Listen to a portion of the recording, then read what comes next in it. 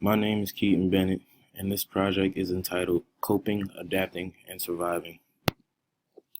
First, Abraham Maslow, an American psychologist who became famous for his psychological analyzing of human beings, creating Maslow's hierarchy of needs, which was a series of wants in a human being's life that led to self-actualization of your own self, while also creating another famous idea that was merely just a metaphor, but became a very famous quote of his called the law of the instrument.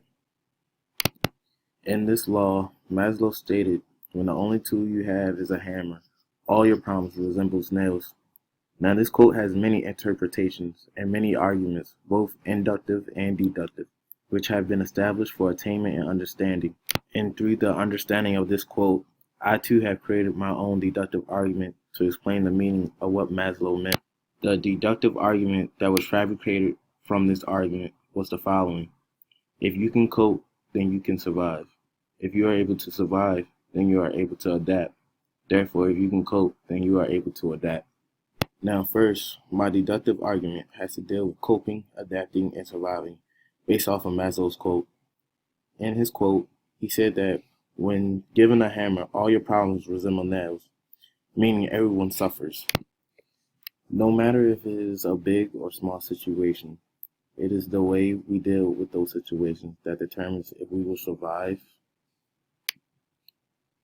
with the suffering and adapt to it, or we will just suffer and never be able to change your problems to better yourself. For the sub-argument that is conveyed here is that if we are able to suffer, then we are able to cope. If we are able to cope, then we can adapt. And if we are able to adapt, then we will be able to survive. So therefore, if we are able to suffer, then we are able to cope, adapt, and survive. Just looking at the definitions of the words within my argument helps you understand that all your problems are not really problems if you look at them in the right manner. For your problems are not really problems, but being able to cope is the problem.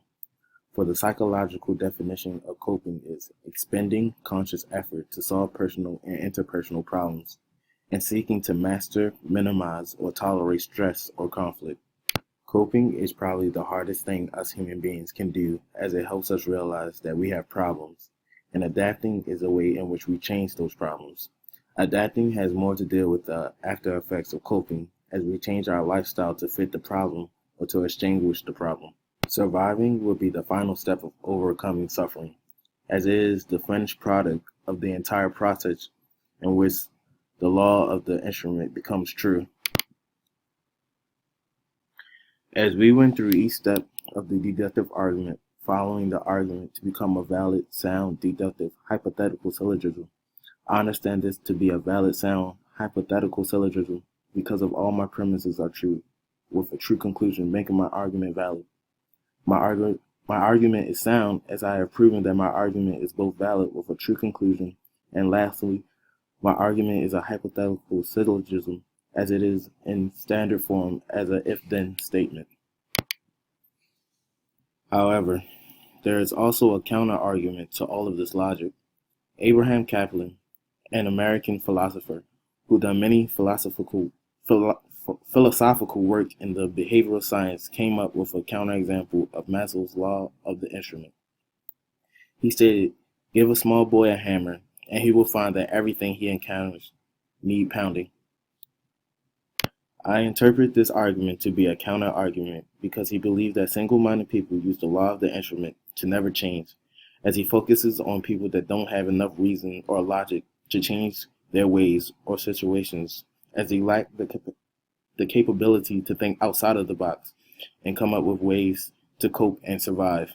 Kaplan converts the idea of the hammer to the problem rather than the solution, as he states that problems only get worse and worse for people who cannot reason and think of ways in which they can overcome their problem. This allowed me to create the following counter-inductive argument. Single-minded people cannot reason. Single-minded people don't know how to reason. Therefore, it is likely probable that single-minded people cannot survive suffering. This is inductive based off the faulty generalization of single-minded people. You must take in consideration the definition of single-mindedness and how people are characterized as being single-minded. Just because someone says they are single-minded does not mean that is true, which is the reason I stated that Kaplan's argument was a hasty generalization, which is not really backed up by enough evidence to state that single-minded people cannot cope, adapt, and survive. Now, for a real example of this argument, I will examine history to explain my logic of my argument. I will use the example of Dr. Martin Luther King Jr. Through Dr. King, black people were able to fight for their civil rights through nonviolence, as Martin Luther King realized that the African American race as a whole, along with other minorities, were tired of having to suffer in America and decided to do something about it through coping with their problems, through protests, and civilized meeting with those who were in power at the time. As it took a few years for things to change in America, Dr. King and many other civil rights leaders made blacks able to survive here in America, even though there were still many problems to this day. This relates back to the idea of the law of the instrument, as Martin used what was given to him, metaphorically the hammer, of protest and nonviolence to be able to solve the problems of racial equality in the U.S., quote-unquote, nails. You could argue that Dr. King was a single-minded man, as he only saw one way to end this battle between the minorities and the United States, as he did by promoting peace and justice, as he realized this was the only way to win this battle, in which he was able to show reason through his single-mindedness, which deems this counter-inductive argument to stand on weak grounds, as Dr. King was able to initialize the changing of how minorities were treated throughout the time of the Civil Rights Movement. In conclusion, my argument stands correct, as the law of the instrument proves that human beings are able to cope, adapt, and survive in many situations. Even though I do understand that sometimes my argument can also be false, and sometimes people are not able to cope with suffering and survive things like sickness or disease, it is still a valid, sound, deductive argument, while also proving Abraham Kaplan's theory to be incorrect due to the lack of evidence within his reasoning.